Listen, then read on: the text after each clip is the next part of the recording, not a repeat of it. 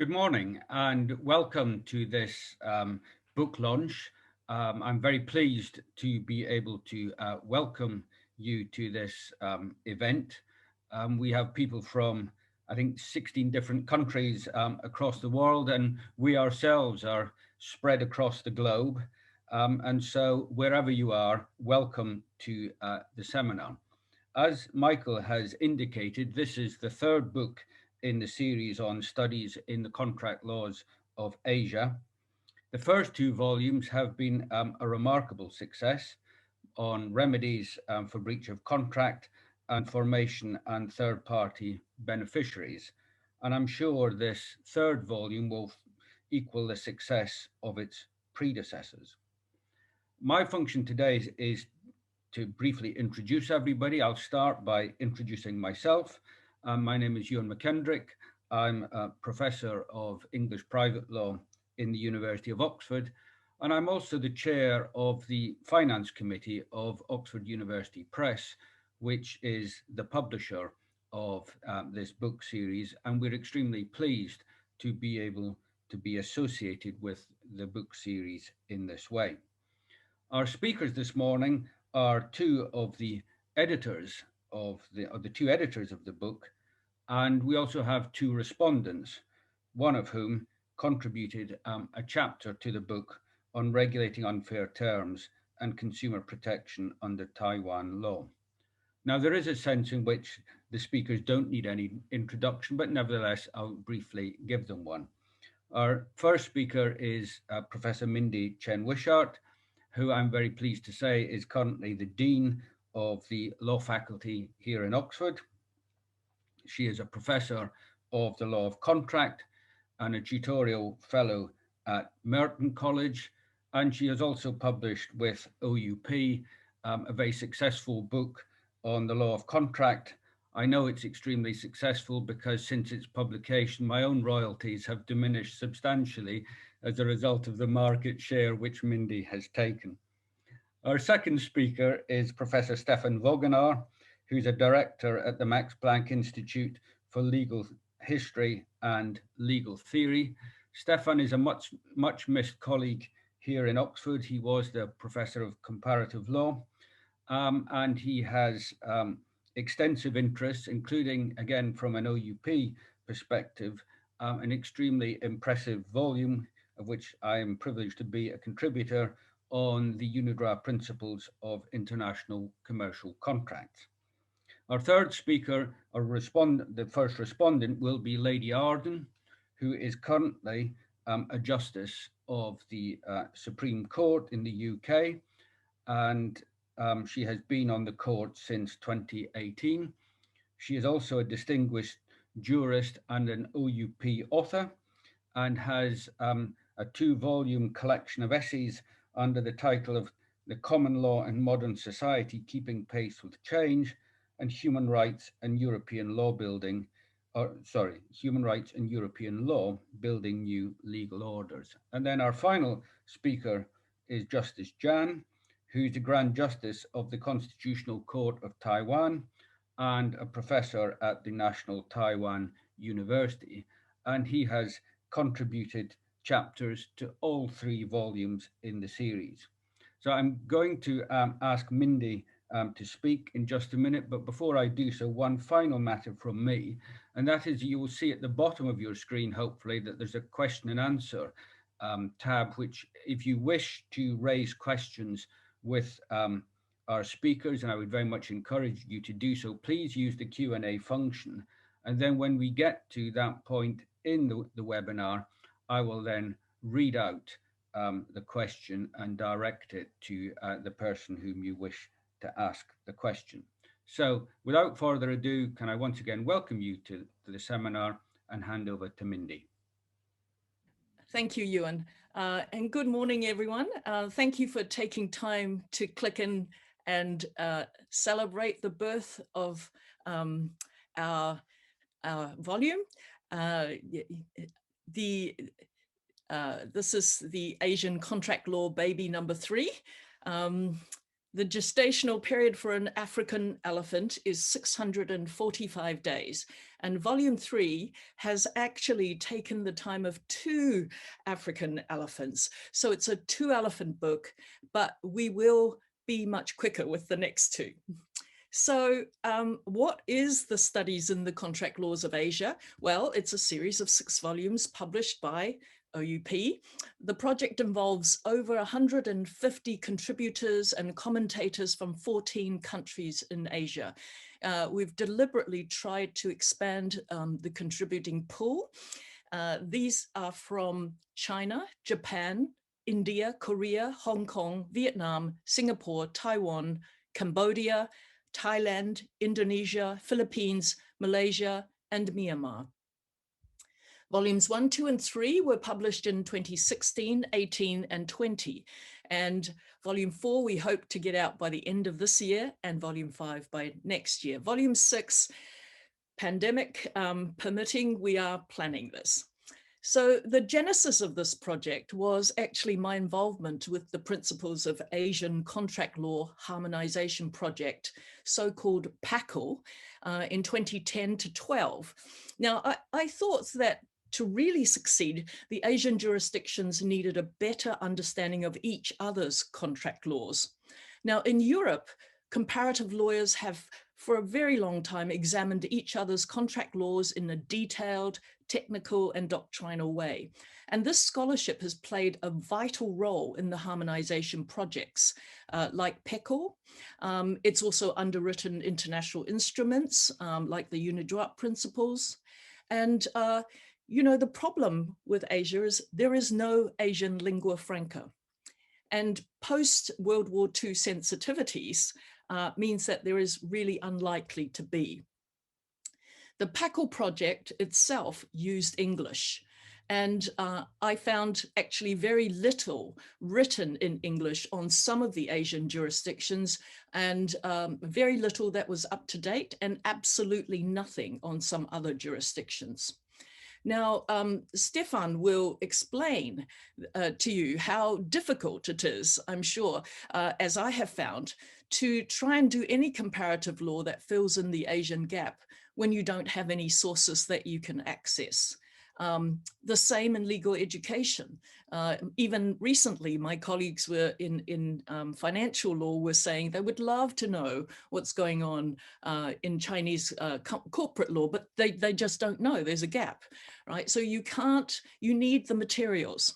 Now, as someone who was born in Taiwan and reluctantly transplanted twice, first to New Zealand as a child and then to Oxford as an adult, and the reluctance is a whole other story. I can assure you I'm very happy here now.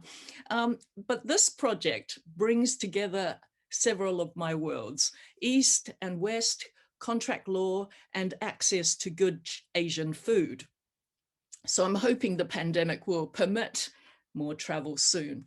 So I think the series is valuable potentially for allowing Western jurisdictions to access modern and high quality accounts of contract laws of Asia. And so to open up the channels of communication in the global village that we all live in now. And certainly post-Brexit, it's become even more important. And secondly, allowing Asian jurisdictions to access each other's laws is a necessary foundation for harmonization. Thirdly, it will obviously facilitate teaching and the training of our students in Asian contract law, where some of them will undoubtedly have to practice or know how to practice, know the laws in order to practice. And fourthly, it will be a valuable resource for scholars and practitioners and business people and policymakers and lawmakers worldwide. Now, the West can sometimes, in my view, underestimate what it can learn from Asia. And I'll just tell you a quick story to illustrate this. At a recent contract law conference in the US, where I was to give a plenary speech about Asian contract law, I stepped into a session prior to mine, and the speaker was advocating what he clearly thought was an absolutely radical and daring thesis. He thought he was just so hot. Now, at the Q&A, I put my hand up and asked whether he had discussed Japanese law because I'd come in late. And I said, I'm sorry, did you mention Japanese law on this matter? Now the room just broke out in laughter, as if it was some bizarre, fantastical notion that anyone would consider Japanese law. And I said to the speaker, well, it's because what you're suggesting is Japanese law. It's been Japanese law for over 100 years.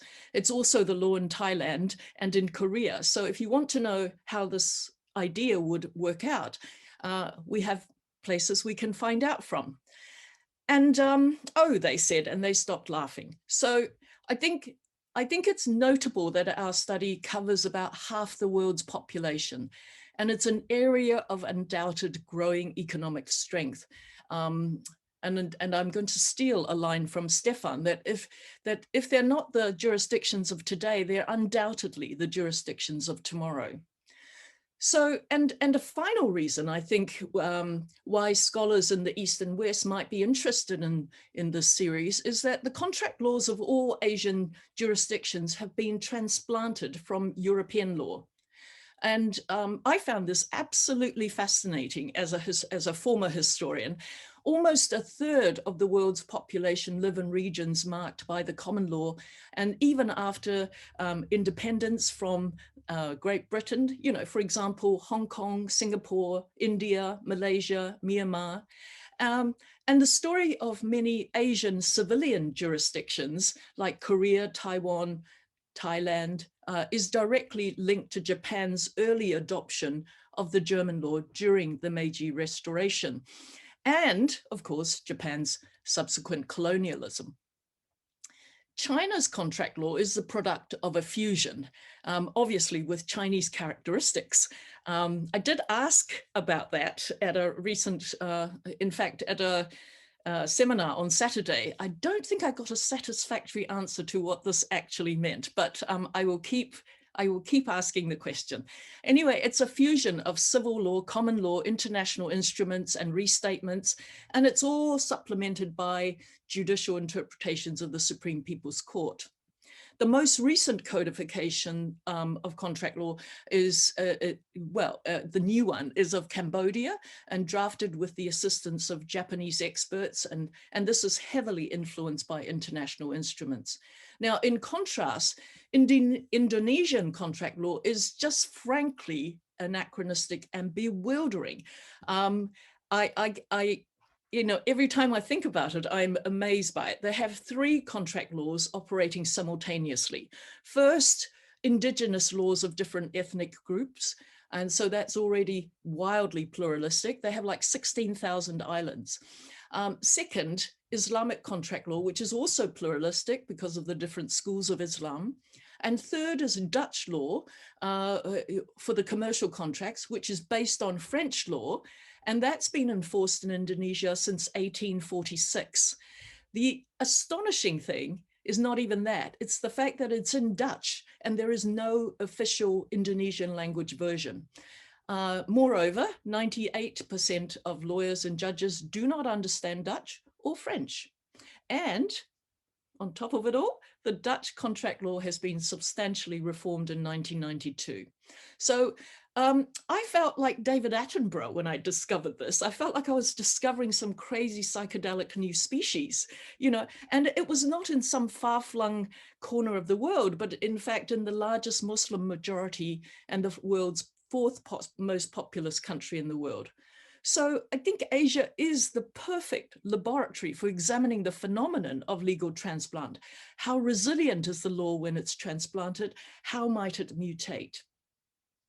Now, the project had some challenges, I think, over and above the usual ones associated with editing collections, mainly because of writing law at a high level in a foreign language. Now, just to give you an idea, for volume 1, we were really stumbling around in the dark. It was a major undertaking. We managed to convince OUP we could do it, but it was blind leading the blind, really. It was a major undertaking to find contributors from all these countries with good, excellent scholarship and good enough English from so many jurisdictions. And then we found out that the predominance of Confucian values in Asia meant that some of our senior contributors were accustomed to a very high level of deference and gratitude. And so this became a challenge when a mere female like me was asking them to go through 6, 7, 8 rounds of editing. So our contributors were very long-suffering indeed. In one case, my co-editor traveled to that country to try and make sense of the piece with the author, but alas failed, and we had to commission a new author. In another case, I ended up ghostwriting the piece myself after doing a week of research. And I hoped obviously I checked it with them. Now, so the first volume 1 was conceived in 2012 and it was published in 2016. And in between, I needed to take up yoga and mindfulness meditation. And it taught me a lot about persistence, about putting your head down and just doggedly going at it. Now, I shall end by saying that it just takes a whole village to make this project a reality. So we thank our contributors immensely. They have done amazing work to get their pieces to the state for publication. We thank the Singapore's Ministry of Education and of Law and the National University of Singapore for supporting the series. Volume 3 itself was funded and hosted by the National University of Taiwan, who was not too difficult to arm twist when Justice Zhang was the dean at the time. And the Oxford Law Faculty, Merton, Max Planck have also footed various bills when they came up. We've discovered many interesting things, which Stefan will elaborate. But mostly from my point of view, what we found out was that we've only just started working out what we don't know. Right? That the volumes raise many, many questions for future research. As my son, I'm quoting something my son quotes to me, that's a whole other story. But as Einstein says, as our circle of knowledge expands, so does the circumference of darkness that surrounds it. And so there is so much to illuminate. This is our project. And I hand it over now to Stefan, who's going to let you know what we found out. Thanks very much. Well, thank you. Thank you so much, Mindy. I'm trying to share my screen. And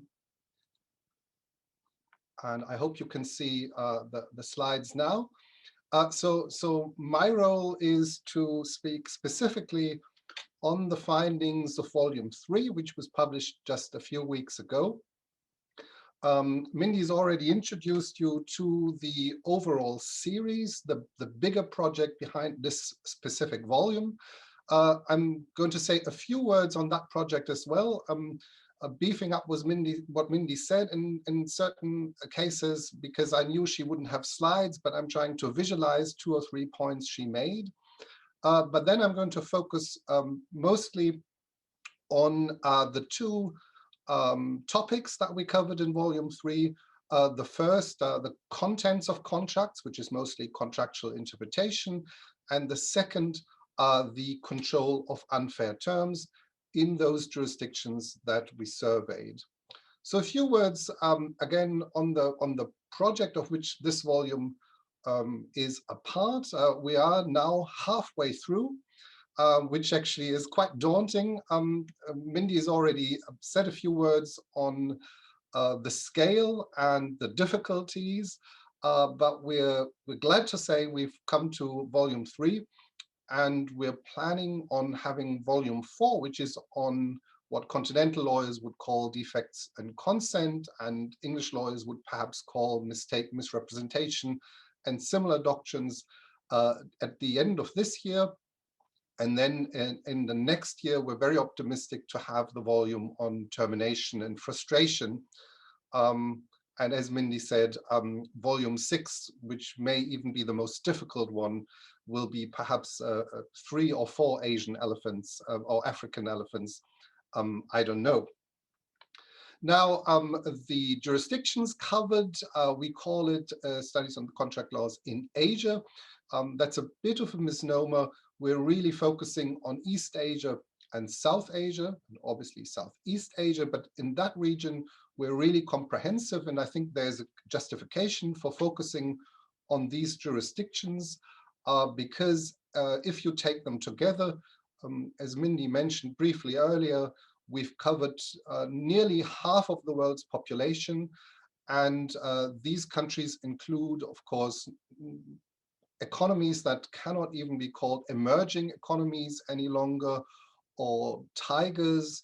They're established world leaders in economics. And as it happened last year, when this volume was published in 2020, is apparently the first year in world history since the 17th century where, I don't know, economic historians make these calculations, at least they claim, the first year since the 17th century where the Asian GDP has surpassed the GDP of the rest of the world.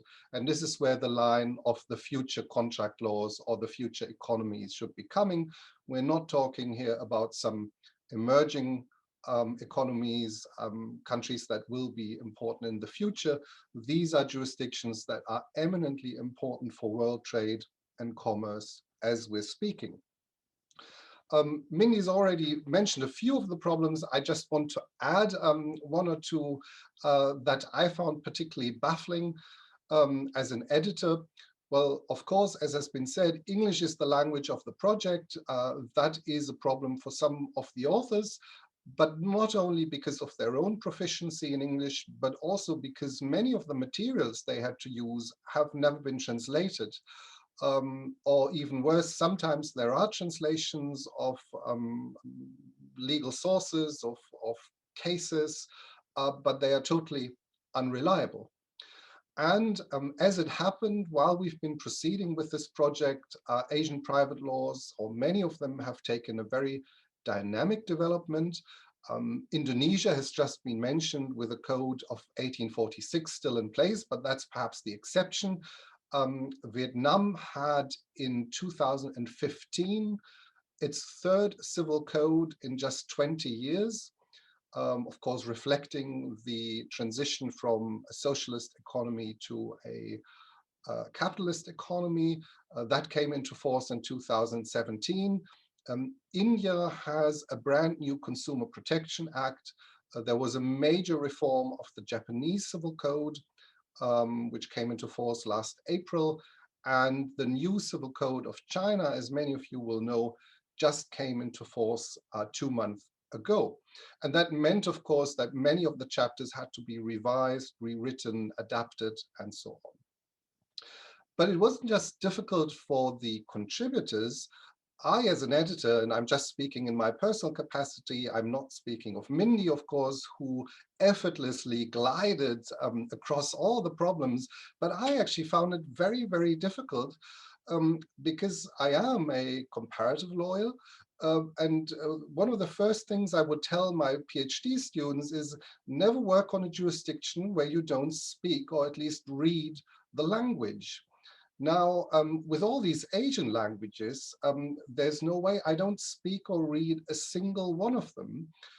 So I constantly felt like a fraud or an imposter, and I had to totally rely on what our contributors provided for us. And I'm immensely grateful to them because I learned an enormous amount. But normally, if I do comparative law in, say, Western Europe or in the Western world, I would say, well, at least I know the law in the books. What's difficult for me is to know about the law in action. But in this case, I knew neither the law in the books nor the law in action, and I found that a little bit unsettling or disturbing as an editor. Now, one of the other unsettling or disturbing things is that as an editor, I had to step out of my cultural comfort zone, which is very much in the Western world. And I saw constantly two problems or dangers and tried to navigate between them. One of the dangers is to see something in, say, the law of Thailand and say, wow, this looks very, very familiar. It looks like German law. Or to see something in Malaysia and say, yes, of course, that's this or that case of the House of Lords. But if you dig a bit deeper, you can see that perhaps these are just false friends. Perhaps the reality is much subtler, much more nuanced. And it's very difficult, so to speak, to scrape off the surface and get to the substantive law. But there's, of course, also the opposite danger that's often referred to as legal Orientalism, to look at these jurisdictions in a David Attenborough way, perhaps, and to say, oh my God, this is so different, this is so wild, this is so exotic, this is so fascinating. And of course, this is how Westerners have treated Asia for centuries. And basically, I think the technical term today is the othering of Asian laws, pretending that it has nothing to do with what we are familiar with in the West. And of course, both of these aren't true, but you have to navigate them as an editor and as, of course, an outsider. And I repeat my gratitude to our splendid contributors who taught me so much. Just moving towards the third volume, all of our volumes have a similar structure. I've given you the table of contents here, at least the beginning on this slide. You have an introduction by the editors.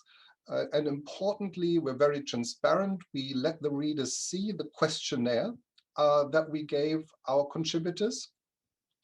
And we somehow contextualize the various jurisdictions. We say a few words on the history of the jurisdictions there, and contextualize the topic of the volume. But then the meat, so to speak, of each volume is the various country reports in a relatively traditional comparative fashion, where authors from the respective jurisdictions would describe and analyze the area of contract law under observation. With bigger jurisdictions that tend to generate more case law and more doctrine, we often had two contributions. Here you can see for the People's Republic of China, we have the first chapter on interpretation, and then another one regulating unfair contract terms. With smaller jurisdictions, here Hong Kong, we asked our contributors to deal with both topics in a single chapter. Importantly, our questionnaire also included a number of hypothetical scenarios where we asked contributors, well, how would this case be resolved under the law of your jurisdiction? European comparative lawyers know this as the Common Core methodology or the Trento methodology, where you try to strip away the doctrinal categories and the terminologies of a legal system and just focus on the outcomes. So if the facts are similar, would the outcomes also be similar, perhaps, or will they be very different? And that was very illuminating with all these hypothetical scenarios. And then at the end, we've got a concluding comparative chapter. In this volume, this was written by me. This is why I'm also presenting the findings today. And quite importantly, as a service, the volume is concluded by an extensive bibliography where we asked our contributors to provide information on the leading literature and the leading cases of their jurisdictions, of available translations, and so on. So this can be a first port of call for people who want to work their way into, say, the law of Myanmar or the law of Thailand, and so on. So what are the main findings of Volume 3? The first topic is the interpretation of contracts. And I think, and obviously I'm simplifying a little bit, there are perhaps three major themes that are emerging. The first is that all these jurisdictions, all these 13 jurisdictions, say or pretend or claim to adopt a certain approach to interpretation. The objective approach that focuses on the meaning of the words used by the parties, or the subjective approach that focuses on the subjective intentions of the parties. And of course, English lawyers, that's one of the first things you learn if you study English contract law, is that English contract law has an objective approach. In this regard, we can see a clear common law, civil law divide in the Asian jurisdictions, with the other common law jurisdictions, Hong Kong, India, Myanmar, Malaysia, Singapore, also following an objective approach and saying the subjective intentions of the parties are irrelevant. And the civil law jurisdictions, those that have their origin either in French law, like Indonesia or Vietnam, and to a certain extent the Philippines, and those who have their origin in German contract law, like Japan, Korea, to a certain extent mainland China, Thailand, and Taiwan, they would say, yes, of course, we have a subjective approach. A good way of checking whether this works is actually to give a hypothetical scenario. And in Europe, at least, there's a very famous German case that's often used, where the parties actually want to make a sales contract over shark meat, but they use a word in a foreign language that actually objectively means whale meat. But they both intended shark meat. Actually, for English contract lawyers, there's the famous Feverol's case where you ask what type of beans were actually at play. Now, this is obviously a very difficult problem for someone who follows the objective approach, because, or it's easy perhaps, because you can say, well, objectively, what they said was whale meat. Subjectively, however, what they intended was shark meat.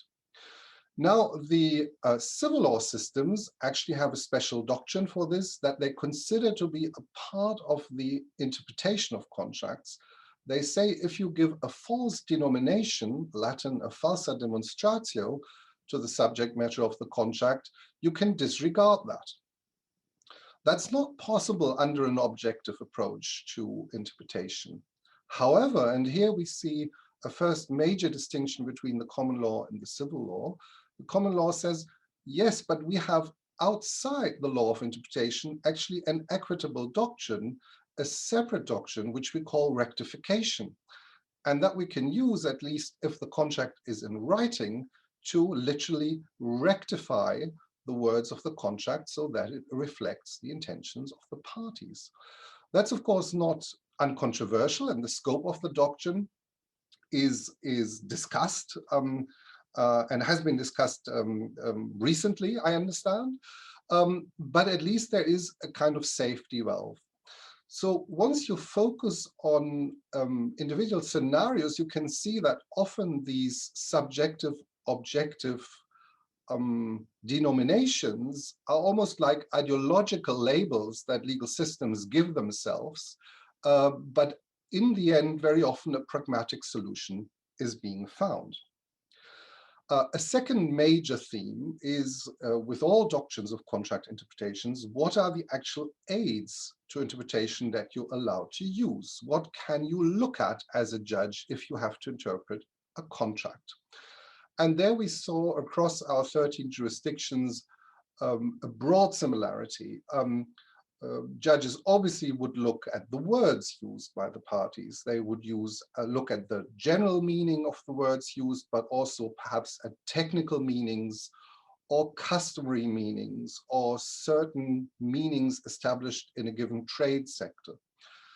They would have recourse to customs. They would have recourse to usages. They would look at the purpose of the contract.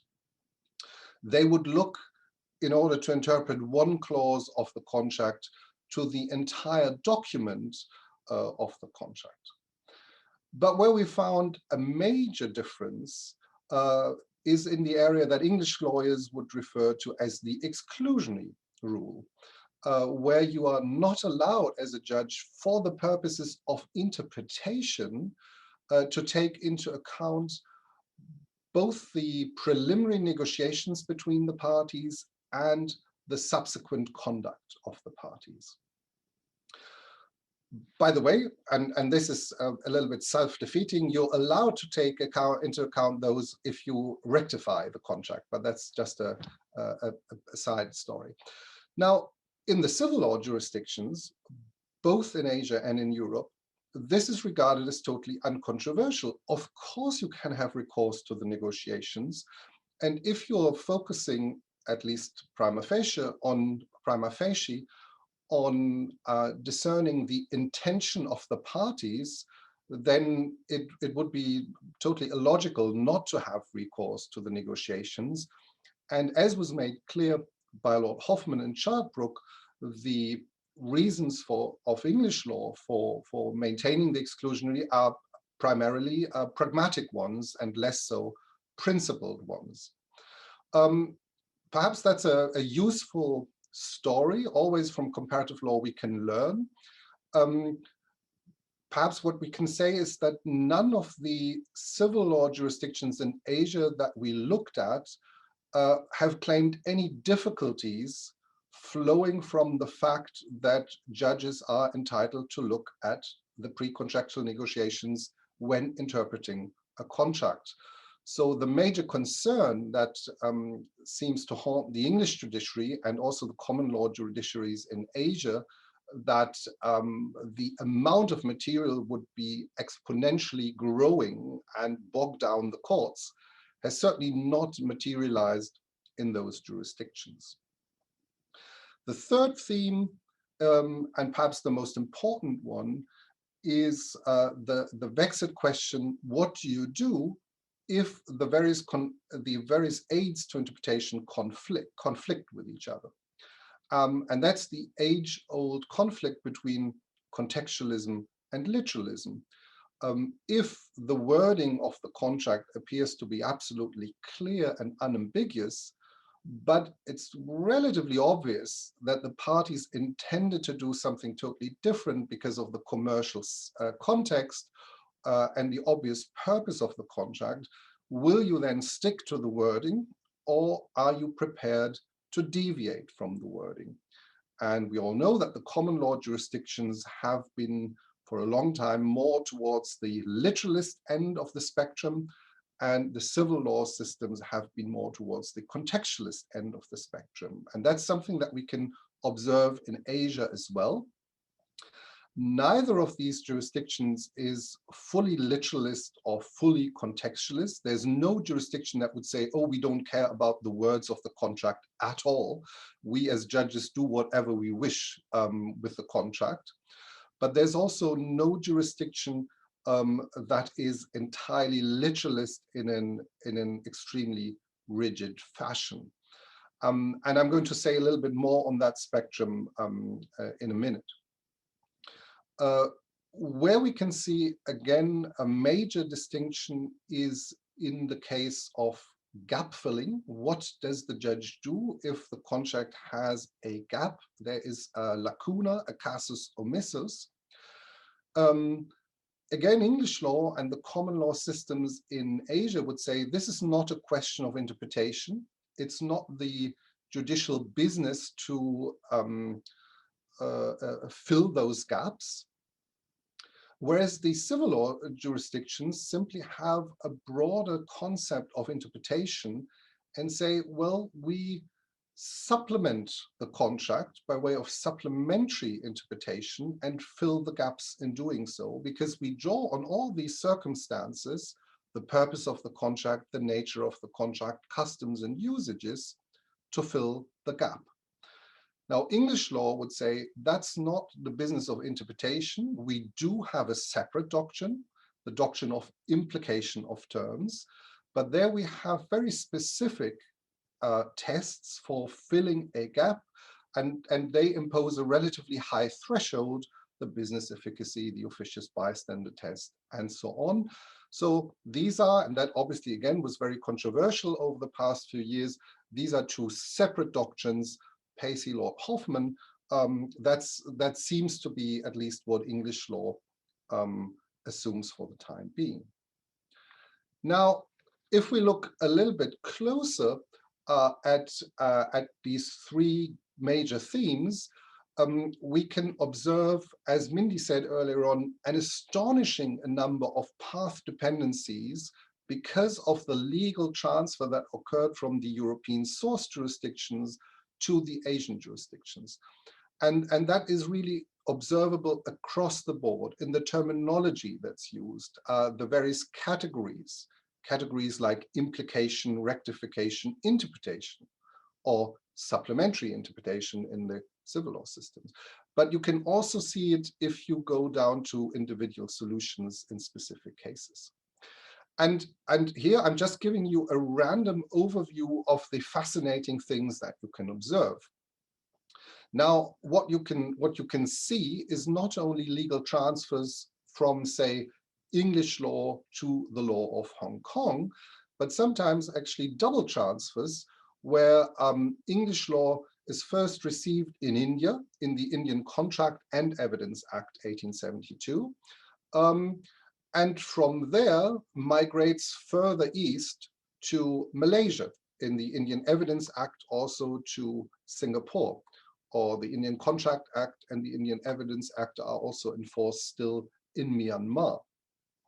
So it's not even a direct transfer, but it is sort of bouncing off India and so taking a certain Indian flavor with it on the way to these ultimate recipient countries. You can also see what I call rejected transfers. Individual jurisdictions saying, well, what may work for English contract law or German contract law will not work for us. For example, India has never adopted the English plain meaning rule in interpreting contracts. As early as 1856, you find the Privy Council saying, well, for India, we don't really adhere to the plain meaning rule. Now, why would that be? I think actually the plain meaning rule works very well in a legal system like England that's small, highly centralized, and linguistically homogenic. I mean, it's all happening within 2 square miles in London, where everyone speaks English, and normally pretty good English. Now, if you go to India, a vast country with vast ethnic and linguistic heterogeneity, talking about hundreds of different languages, the mere thought of something like having language with a plain meaning is almost absurd. So this would never fly in this context. Similarly, Indonesia, which borrowed a plain meaning rule from the old Dutch civil code that reflected then an earlier French rule, has never adopted the plain meaning rule that prevailed in Holland in the early 19th century. Also, the Indian courts never adopted the exclusionary rule in interpreting contracts. They're comfortable looking at the pre-contractual negotiations when interpreting. What was quite interesting to see was when Lord Hoffman, in Attorney General of Belize, tried to somehow assimilate or elide the doctrines of interpretation and implication, the courts in Singapore and Malaysia rejected and refused to do that because they felt it led to uncertainty. Now, the courts in Hong Kong, they went along, and now that the Supreme Court of the UK has somehow backtracked on this distinction, they've, at least so far, they've kept it. And this is why I call it a sticky transfer. So it has been made and the source jurisdiction has changed its mind, but the recipient jurisdiction still maintains it. Then you can observe what I call irrepressible transfers. And Taiwan would be a good example for this, because Taiwan borrowed a lot of its contract law from Germany, again, by way of a double transfer, because it came to Japan first, and then from Japan to Taiwan. Now, the Taiwanese or the German Civil Code has 2 sections on contractual interpretation. The second of these is section 157 of the German BGB. The first is section 133. If you look at the Taiwanese code, you can only find section 133, and 157 was never adopted. And you have to assume for a reason. Still, the legal scholars and the courts of Taiwan simply read section 157 into their civil code. and this is why I call it, it's an irrepressible transfer. It couldn't be suppressed and made its way against a decision of the legislator. And then perhaps most interestingly, what we find are so-called localized transfers, where a doctrine or a rule is adopted in the recipient country, but is subtly changed. And here a good example would be that Malaysia and Singapore maintain a higher threshold for the implication of terms in fact than English law would, because they say it's not enough to have either the officious bystander or the business efficacy test. You have to combine them. So both of them have to be present cumulatively, not just alternatively. Or you can see good faith, which is a very important element in contract interpretation in the civilian systems in Asia. You can see how Korea and Taiwan, and also to a certain extent Japan, have adopted an understanding of good faith that differs very much from that understanding that you would find under German law. So that was one of the topics covered. The second, the control of unfair terms, was again fascinating, but for slightly different reasons. Again, I'm identifying three major themes. The first is, what are the main policy considerations behind the regime for the protection against unfair terms in a certain jurisdiction? And what we could see in Asia is three different policy justifications that map on nicely if you compare them to the European source jurisdictions. The first is to regard the control of unfair terms primarily as a consumer protection issue.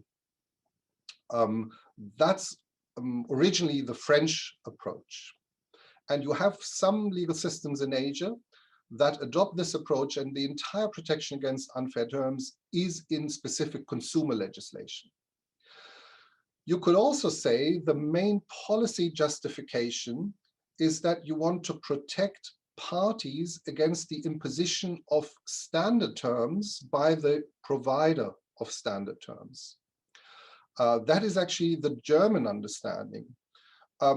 You're not so much paranoid about unfair terms as such, but you're paranoid about standard terms and the imposition of standard terms by one of the parties on the other party.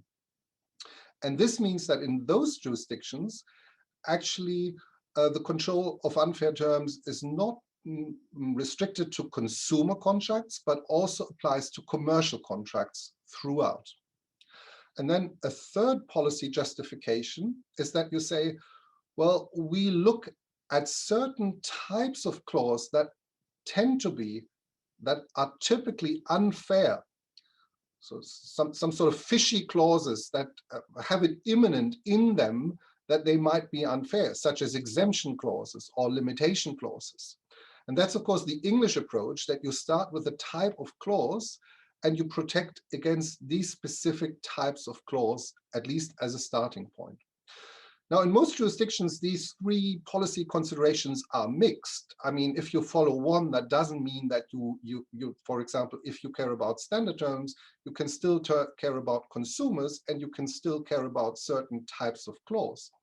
And if you look at the European unfair terms regulation by the European Union, you can actually see that all the three types are combined there. But it was quite interesting to observe that also the Asian jurisdictions always use one of these three policy justifications as their starting point.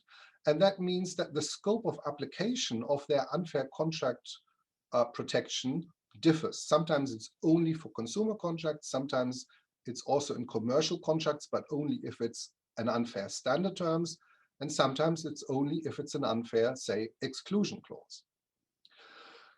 The second theme is that in all these jurisdictions, the starting point at the beginning of the 20th century was that there was no specific protection against unfair terms. you would have to have recourse to the general law of contract. Look at the doctrines that you might find there, perhaps undue influence or public policy, or duress or whatever. And of course, interpretation contra proferentum, as Lord Jennings once famously said, the weapon of stealth against unfair terms. And then gradually, from the 1980s, particularly 1990s onwards, you find in all these Asian jurisdictions specific legislation being enacted targeting unfair contract terms, following one of these three models. And finally, last theme, this is an area where the law in the books can diverge massively from the law in action, because you can easily imagine a legal system that has a wonderful consumer protection legislation.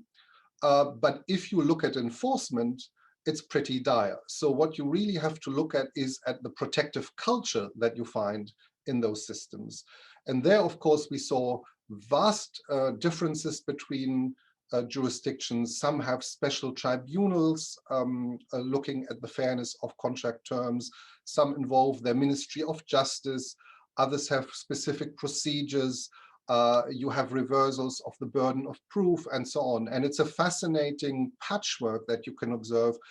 And in this regard, for example, there is no clear link to the European source jurisdictions any longer. And there's a fascinating laboratory of ideas from which actually Europeans can learn a lot.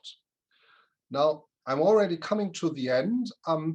Just here, again, very briefly, we can see many path dependencies and legal transfers, but less so than with interpretation. We have a number of sticky transfers where the source jurisdiction has moved on. For example, Malaysia still lives under the tripartite distinction in warranties, conditions, and innominate terms, long abandoned by English law. Singapore says the English courts have been a little bit too flexible with their doctrine of unconscionability. In the past decades, we're sticking to a more rigid pre-1970s approach. Again, you find irrepressible transfers where legislators consciously didn't adopt a certain rule, but then the courts read it into the civil code, in this case, the rule on usury in Japan. And you have localized transfers where the recipient jurisdiction actually modified the doctrine. A good example would be Hong Kong, that has a more or less verbatim version of the Unfair Contract Terms Act 1977, but that says when you have to determine whether a term is fair and reasonable, one of the factors you have to take into account is the linguistic capacities of the parties.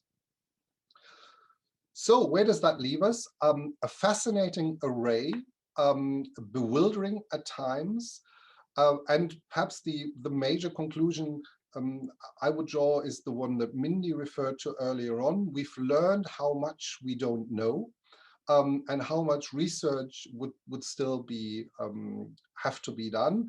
And she used Einstein. Putting on my hat as a legal historian, I would refer to what actually in the 16th and 17th century lawyers who were trying to systematically map out certain areas of law would do. They would literally have maps with concepts and their relationships, and where it was difficult, they would say, hic sunt leones, here are the lions.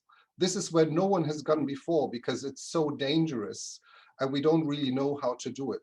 So I think what we can learn from this project is that there are still sort of blank spaces on our map of comparative contract law. And once our project is concluded, we hope that many people will go where the lions are and do further research. Thank you very much for your attention. If you want to read the concluding chapter, it's available on SSRN and ResearchGate, courtesy of Oxford University Press, who normally do not permit this, but have given permission in this specific case.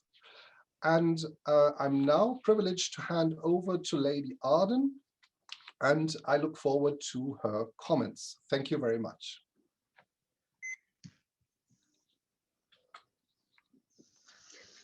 Good morning, everyone, and welcome to my fellow participants. As we often say at judicial gatherings, may I take it that all protocols are observed. I want to give my very warm congratulations to everyone involved in this extraordinary and original work. And I'm very honored to be asked to say a few words, though it's a somewhat daunting task given the high quality and the scholarship that's gone into producing the work. I've only read parts of it as yet, but I found it very easy to read, well organized, structured, and thought-provoking. I speak, of course, as an enthusiastic consumer of comparative law. It's to me one of the most stimulating exercises to read an account of how different legal systems face different problems or similar problems. And there's plenty material for people of the likes of me in this work. At the start of my career, I had the good fortune to spend a year as a Kennedy Memorial Scholar at Harvard Law School. And one of the first things that I learnt was that there were very many controversial legal issues, which I hadn't been aware of in the UK, and you could find probably 50 answers to any controversial legal issue. And so there was likely to be authority for any proposition that you stumbled upon when pounced on in class. There are times when looking at this work, one can see a similar array of answers. For example, in relation to the question when parties can contract out of their liabilities, I see from chapter 23 that the Philippines and Vietnam permit full exemption from liability, but other jurisdictions in Asia, like Korea and Taiwan, would hold that a full exemption from liability was void. In China, it would be invalid whether as a standard term or as an individually negotiated term. In Singapore, there's a more nuanced response. It is void if the goods had caused physical injury to the buyer and the defect was the result of the seller's negligence. If it caused other harm, or if the clause was contained in standard terms, the clause would only be ineffective if it did not meet the requirement of reasonableness. Added to all that nuancing, there is the risk that the court might interpret the clause restrictively so as not to cover negligence anyway. And then in Malaysia, a seller might not be able to rely on an exemption clause if the breach could be qualified as fundamental. We've just heard about that from Stefan, and if the clause amounted to an undue restraint of legal proceedings. In India, yet again, the buyer might be able to have the clause struck down against public policy. As a former law commissioner, and we haven't, I think, yet discussed the role of law commissions in this field, I find this menu of options mouth-watering and irresistible. But let me talk, if I may, a little bit about my experiences and perspectives on comparative law as a judge. We in Western Europe are particularly fortunate to have strong connections through our legal systems with the countries of Asia. And that means that we ought to be able to have and take advantage of very valuable dialogue with those jurisdictions. I'm a keen supporter of international judicial dialogue as a means of making relationships and also, on a much wider plane, strengthening the rule of law. The reception of foreign law from one jurisdiction to another is a complex subject. There are a few jurisdictions which adopt a practice wholesale and without variation, but there are others which adopt it with very distinct cultural variations. And that conclusion that's borne out by my experience is certainly borne out also by chapter 23. I recently, that is just before the lockdown, visited Bhutan, which is, I know, outside your field of study, but it adopted English commercial law. But as soon as I entered the courtroom, I became aware of the influence of Buddhism on legal concepts. I also once had a meeting with the Chief Justice of Nepal, also outside your field of interest, and his registrar came too. That meeting was in London. Now, Nepal is interesting because it's a common law country in its origins. And I had done a little research and realized that the Nepalese Supreme Court had just decided an important case called Blue Diamond about decriminalizing the intimate acts of same-sex couples in private. This, of course, was unusual in Asia. I mentioned the case and asked how it came to be decided, as it was. And the registrar then piped up and he said the case was presented, when the case was presented for filing in the court office, which I imagined was quite a modest affair, that some of the justices turned around and said they couldn't possibly deal with this and it ought not to be accepted. But he said, I went back to my desk and I pulled out the bottom drawer and there was a dusty copy of an old textbook on human rights jurisprudence from the European Court of Human Rights. I looked at it, I looked at the index and found out there could be something we could do. And so I directed that the case be filed and brought before the justices. And so in some jurisdictions, I think we find that there is a difference in access to materials, but that there is very often the inspiration for the case law developments comes from people who are prepared to take a positive line and do some extra work and research and show a definite interest in other systems of law. Like others, I use comparative law in the formal task of writing judgments. I may not always refer to it, but there are many reasons for wanting to use it, but principally because it enables me to test a rule. I also use it as a basis for discussion with colleagues overseas, as I've explained.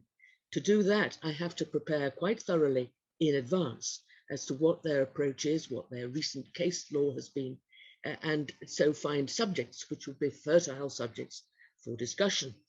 So a book like this is going to be immensely useful to the likes of me, as giving me a high-level, concentrated view on contract law, which I then can pursue in discussions.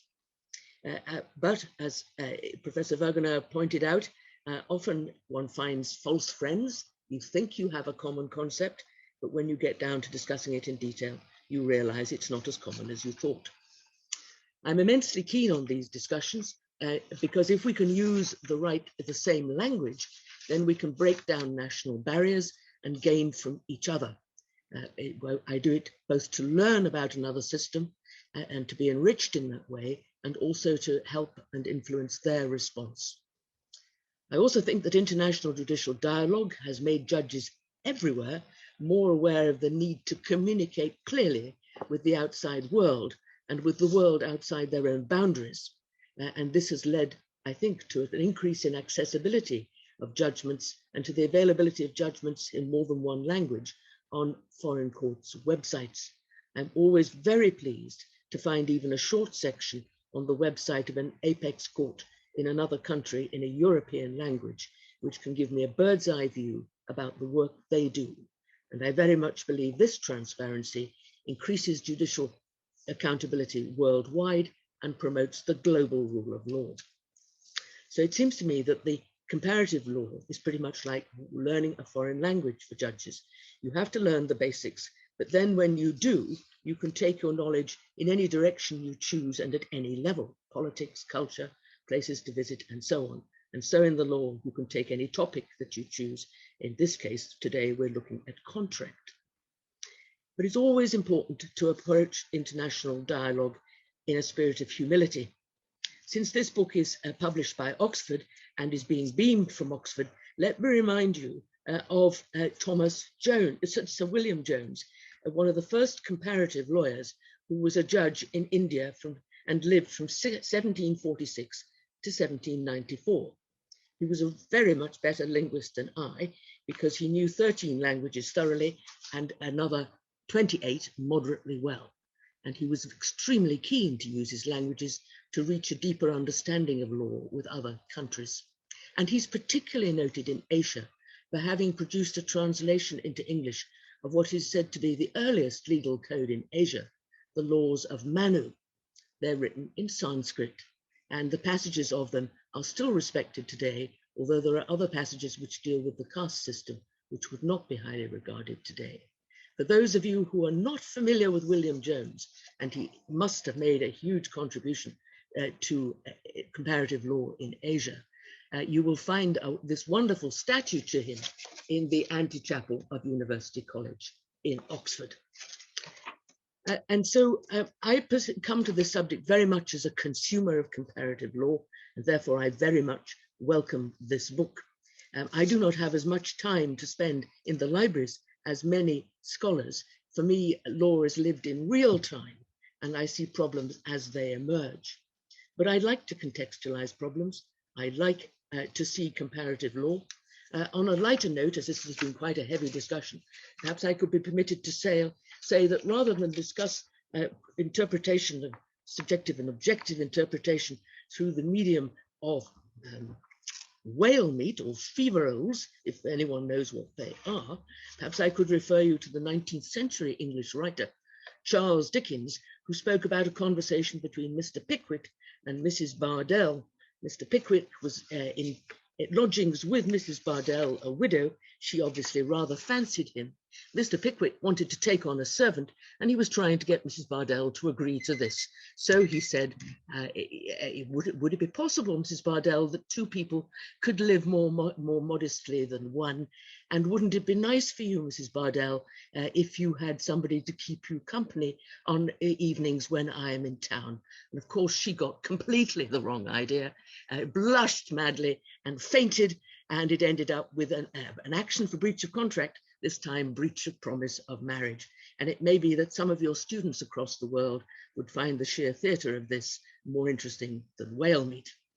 But that said, could I just say that I'm delighted to be able to congratulate everyone involved in this book, the authors, the contributors, and we've heard how many times they had to edit, the editors, the publishing team at Oxford University Press, and of course the faculty for all the hard work that has been done in producing this book and making today possible. I wish you every success. Thank you.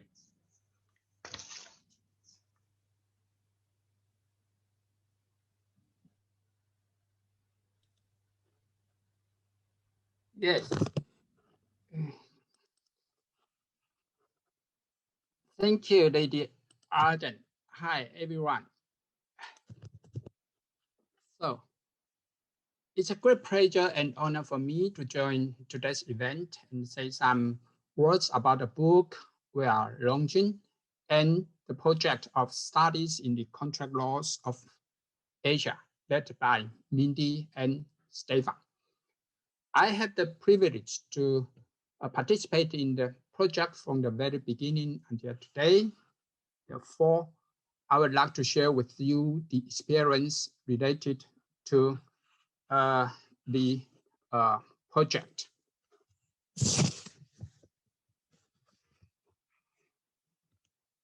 So the project was, as Mindy mentioned, initiated by her and is now led by Mindy and Stefan.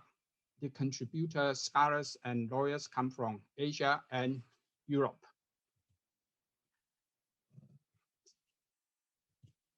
For me, the project is very well organized. As Mindy and Stefan have already mentioned, 3 books have been published under the project. And for each book, Mindy and Stefan distributed a list of doctrinal questions with hypothetical scenarios. And they asked the contributors to focus on how his or her own jurisdiction deals with these questions and hypotheticals. In addition, Mindy and Stefan asked the contributors to make a comparison between their own jurisdiction with other Asian and transplanting European jurisdictions. Well, for example, when I'm writing my paper, I not only decide how the subject issue is dealt with under Taiwanese laws and court decisions, I also compare the Taiwanese law with Japanese and German law, because the Taiwan Civil Code basically adopted the German Civil Code of 19,000 and the Japanese Civil Code of 1896.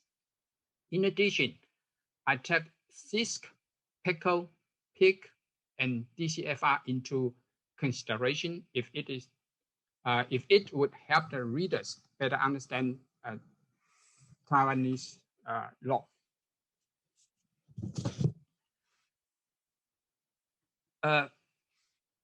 For the colloquiums held for the project, Mindy and Stefan, after they have read the papers sent to them beforehand, provided a list of talking points to each individual contributor and asked them to focus their presentations on answering the specific questions identified in the talking points. As a result, I believe all participating contributors are able to understand the issue from a comparative legal perspective. I myself have learned enormously from the presentations of both civil law contributors and common law contributors.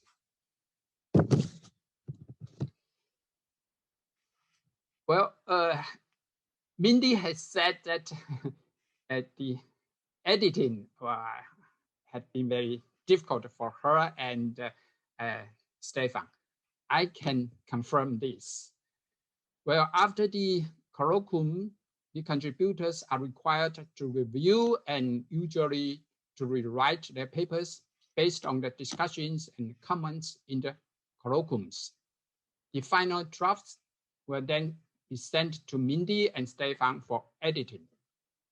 In this regard, I'm indeed indebted to Stefan, for he is the editor of all contributions of civil law jurisdictions.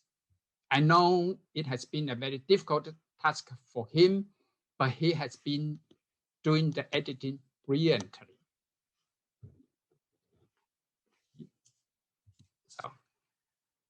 So the benefits I received from participating in the project, well, about learning about the laws of other Asian jurisdictions. One of the aims of the project is to enhance conversations between Asian jurisdictions. Mindy has mentioned the contributors of the project come from 14 Asian countries, covering from Southeast Asia to East Asia. Through the insightful papers submitted ahead of the colloquiums and the in-depth discussions and comments at the colloquiums, I do believe the contributors have learned from each other. And making new professional connections. Through engaging in this project, I was able not only learn knowledge of Asian contract laws, but also able to become acquainted with many highly distinguished Asian and European scholars. As the then Dean of the College of Law, National Taiwan University, I had the privilege to invite some of them, including, of course, Mindy, Stefan, and Professor Hugh Beer from Warwick University to teach at my university. And I'm very convinced that our domestic and international students have learned a lot about international and comparative law from their lectures. I would like to take this opportunity to give my appreciation to Mindy, Stefan, and Professor Beer again.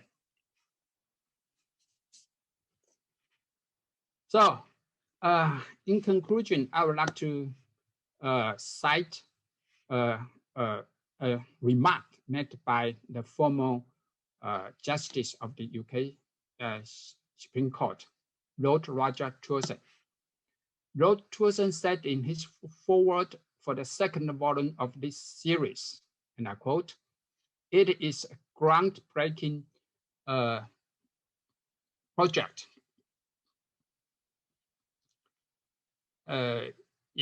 Project, and its accomplishment will be a remarkable achievement," end quote. Please allow me to add two remarks. The first one is that readers of the books published under the project will learn many insights into comparative contract law. And the second one is that the project will make significant contributions to the students, teachers, lawyers, judges, and law reformers, not only in Asia, but also in Europe and worldwide. Thank you very much for your attention. And with that, I would like to hand over to our moderator, Professor McKendrick. Thank you. Thank you.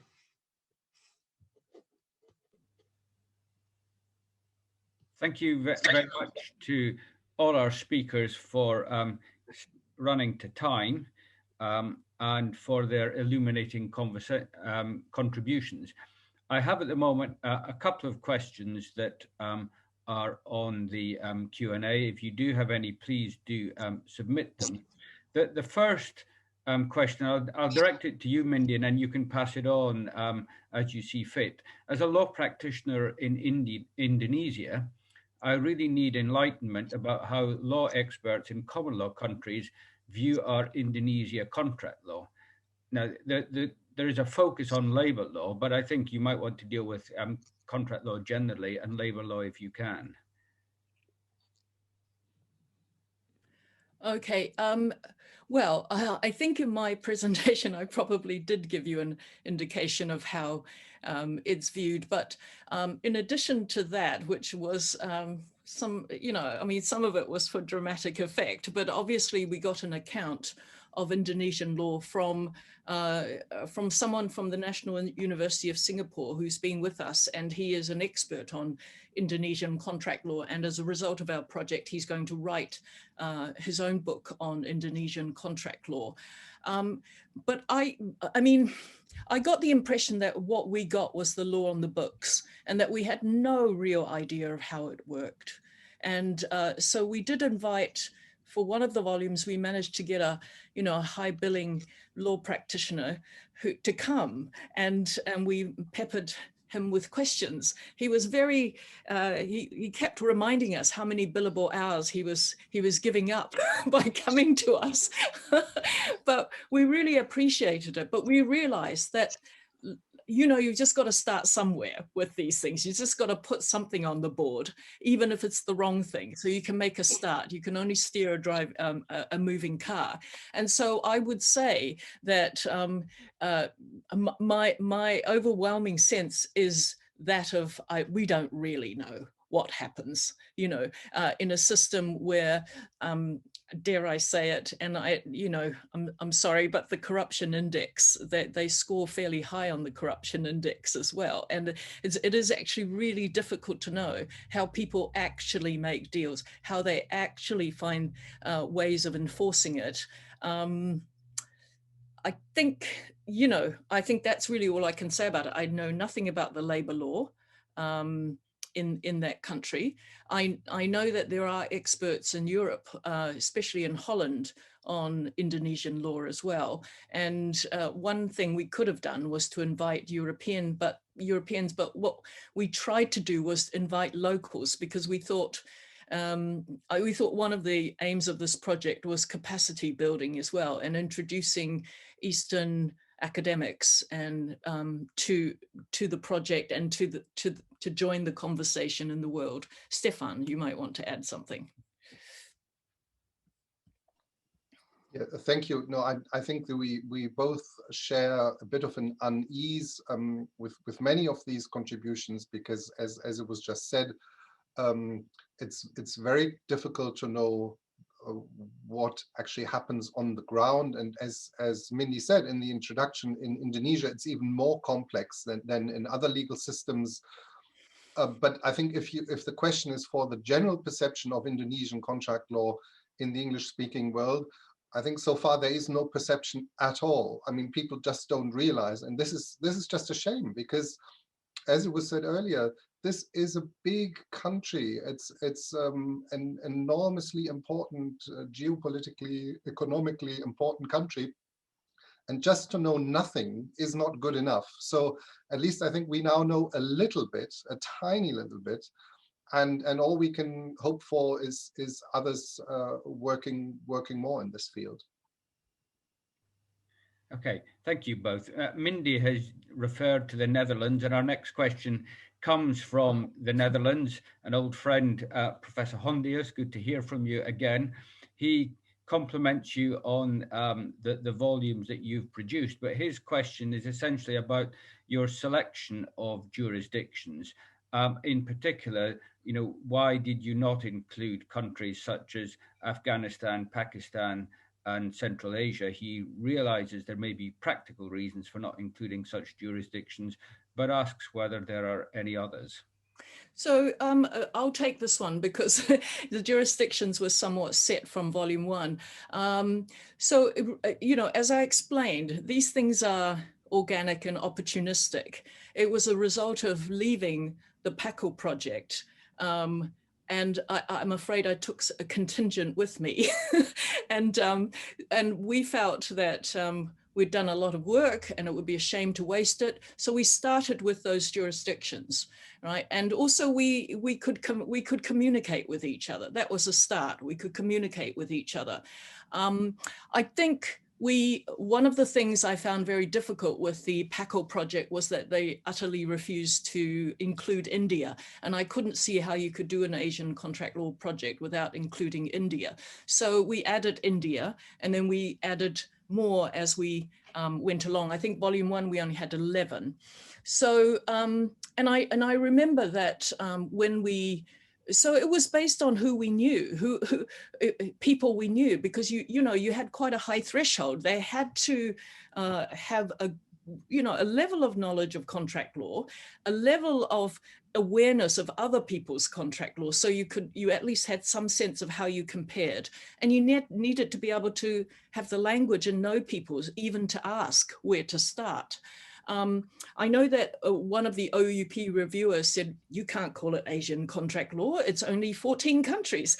And my view was, hey, hang on here. We have all these books called Comparative European Contract Law, and they only do 3, So I felt we were doing pretty well, actually. And I think you can always add more. And it's true, we could have done more. There are many other countries. But, the European contract law comparisons don't include Russia in general. They don't include a lot of Eastern European countries. So I think, again, it's one thing I've learned in my life is that the perfect is the enemy of the good. And you should do something, and you could do what you can, and you can make a start. So it's not a scientific answer. Okay. Thanks very much, Mindy. The next question is from Erica Olekinainen Reid. If I pronounced your surname correctly, apologies if I have not. And this is a question about the hypotheticals which you sent to the contributors and how they were created. Do you want to take this, Stefan? Yes, I can take this one. And this is a really important question methodologically, because obviously you will only get the answers to the questions you ask. And the big danger is that you ask the wrong questions, or that you omit questions that would be important for the countries that you're dealing with, and you simply you don't notice it. But what we did is that we used factual scenarios that we knew had been litigated and decided in one of the major source jurisdictions, either England, France, or Germany. And we then modeled the hypothetical scenarios on those. And I think that is legitimate because of these historical links that still persist. But as I said, I mean, maybe there would have been much more interesting and important hypothetical scenarios, and we didn't know. With the unfair contract terms, we actually simply took the European Union regulation on unfair contract terms, which has a list of clauses, a so-called grey list, that tells you which clauses might be objectionable. And we use those as examples. And at least in international contracting, an exemption clause would be a standard clause, or a clause a standard clause in the sense that it's typically used, or a clause reversing the burden of proof, or a clause limiting certain guarantees. And we simply used these examples from the list in the directive because we knew these were clauses that were often used in practice. And then we just asked our contributors how their legal systems would deal with these clauses. Can I might come in here just to say that, I mean, when obviously I'm very frank about the fact that when I started, it was a matter of launching into it without knowing what I was doing. But I tried to put some guardrails up for myself. One of them was that I wanted to make sure the people we asked were the top people as much as possible. And obviously you can see Justice Zhang with his, I was so thrilled to be able to get well, Dean and Grand Justice studied all over the place. So our contributors were in general, just fantastic. We came up with these, then I thought, okay, I need Stefan on board, because I'm lacking in civil law. And so, I know what I don't know. And then I also, right from the start, consulted Hugh Beale. And he thought I was completely bonkers at the start. I remember sitting in a little restaurant in Hong Kong with him. And I hardly ate anything because I was trying to explain to him what we were going to do. And but he has been a real friend and just advised me all the way through. And in fact, by the time we got to the third volume, we invited him to the conference, and he's sort of been a paterfamilias of the project, hasn't he? And he is writing the conclusion for volume 4. In fact, he's working on it right now, I believe. And so he has been really good at looking, over it and taking a real interest in every contributor, commenting on it and going back and forth and taking an overview. So I think I want to pay particular tribute to him, and we have in volume 3 done so. But so we've tried to, so I know enough to know what I don't know. And so I tried to make sure that I got good people involved who would be able to, triangulate. So they could, if I was making a big mistake, someone would pick it up. Justice Zhang, yeah, could I ask you to comment on the hypotheticals? Yes. The hypotheticals are the most important or interesting part, at least for me, because Stefan has mentioned Taiwan, Korea, Japan, and also China belong to the civil jurisdictions. So therefore, usually we have a similar or even same legal provisions, and the doctrines, well, almost the same. But for me, the interesting thing is that how the Japanese, Korean, Chinese, and Taiwanese scholars would solve the same problem with similar or same provisions. And this can be found in the hypotheticals. So the hypotheticals cases are very interesting for me. And not only among the civil jurisdictions. In one colloquium, I found that a Malaysian colleague solved a hypothetical, of course, under the case law. But I found that the hypothetical or the answers found by the Malaysian colleagues is exactly the same if Taiwanese law were to apply. So the hypotheticals, I think, is very important, for the readers to really realize how differences or similarities are there between, civil jurisdictions and common law jurisdictions. Thank you. Yeah, thank you very much. Our next question is from Marie Goret, and it's directed to you, Stefan.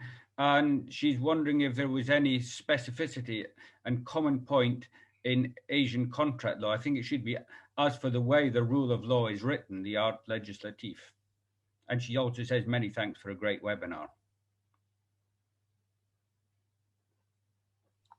Thank you. I'm very careful now because I know that Professor Goret is an eminent expert, French expert on Asian contract laws. So I have to be extremely careful here. If we're talking about the legislative technique, then we can observe at the surface level that again the civil law jurisdictions follow very much the way of drafting that you can find in the French and the German civil codes. And the common law systems obviously have their general contract law mostly based on case law, but do have statutes, specific statutes, like the Unfair Contract Terms Act that I mentioned. And often those are also based on English law. For example, you find the Sale of Goods Act 1896, the old Sales of Goods Act, in force in many of these jurisdictions that we've discussed. And very often these are verbatim copies. So in a way, the drafting technique resembles very much that of the source jurisdictions. My feeling is that the codes of those jurisdictions from the civil law tradition, as I said, follow very much the source jurisdiction. And to say anything more competently, I would have to be able to read them in the original language. Perhaps one quite illuminating comment was made by our Vietnamese contributors. As I said, the Vietnamese have a number of civil code reforms behind them now, and they actually complained about the cryptic language of the old civil code and how that had been initially adopted in Vietnam, and that the 2015 code now was better in terms of drafting because it was a little bit less cryptic and a little bit more detailed. And that they regarded as an improvement. But I know that perhaps many of my French colleagues wouldn't share that view. Thank you. Could I perhaps just abuse my position as chair for our moderator to ask a question myself, which is about the contracts themselves? I mean, Lady Arden has far greater experience than I in these fields, but she will have seen many different types of contracts which she has been called upon to interpret, particularly extremely long, complex contracts of the type that are produced in London and New York.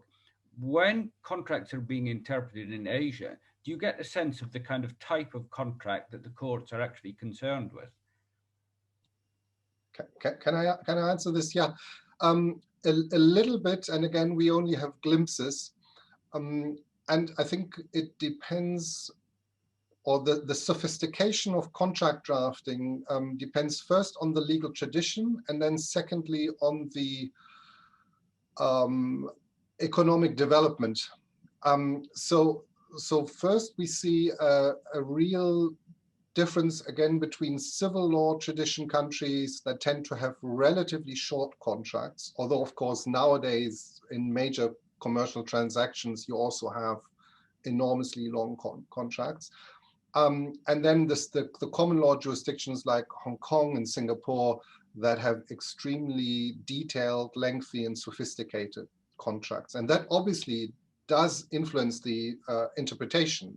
I mean, if everything is provided for, you can assume that you can stick to the literal meaning. Whereas if you have a very short document, you can assume that the parties left gaps. You're absolutely right. Now, what's interesting to see is that at least in two common law jurisdictions that are still less economically developed, India and Myanmar, it's different. Because the businesses simply haven't got the money to pay all these expensive lawyers to draft these enormously long contracts. For example, in Myanmar, we had this observation that contracts tend to be extremely short, and it seems to be also the case in India. But then, of course, we have to be careful not to compare apples with pears. One of the reasons, I think, why English law developed its specific approach to interpretation is simply that the courts, at least the higher courts, only tend to see these commercial contracts, these enormously sophisticated contracts, because the lower volume or the lower value cases don't even reach them. Whereas in other jurisdictions where you can relatively easily get up to the highest court, even if your claim in dispute is relatively low, has a relatively low amount, there the courts also see very different contracts. And that's the famous saying of German. The German law on unfair terms is that it's completely distorted because the Supreme Court only deals with used car sales and never really deals with proper commercial contracts. And that obviously would never happen in the Supreme Court of the UK. So I think these are the two major differences. Okay, thank you, Stefan. Lady Arden, I don't know whether you want to comment on that point or not.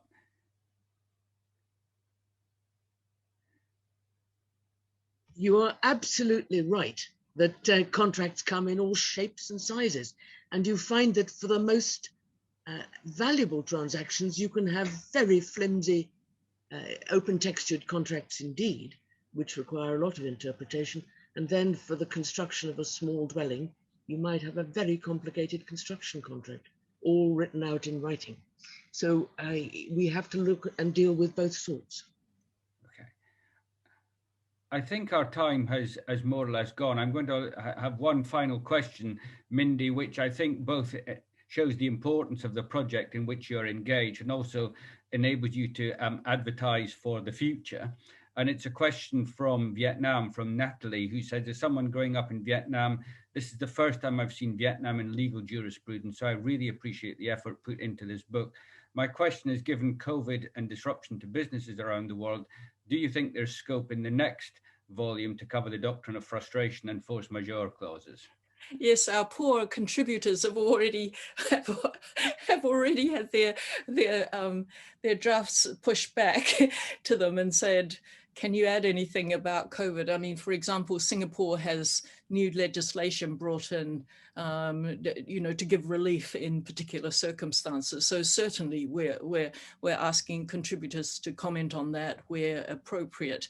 As for Vietnam, I mean, you might be really happy to hear that we found two incredible young men who are working on this for us. And as a result of the project, they are wanting to write a contract law in Vietnam in English. And also some of our contributors from India have now I think they're in production now on a book on Indian contract law. Half of them are Vinerian scholars from Oxford, of course, but they're together working on a book. So I think it's been a good project. It's generated a lot of interest. It's spun out.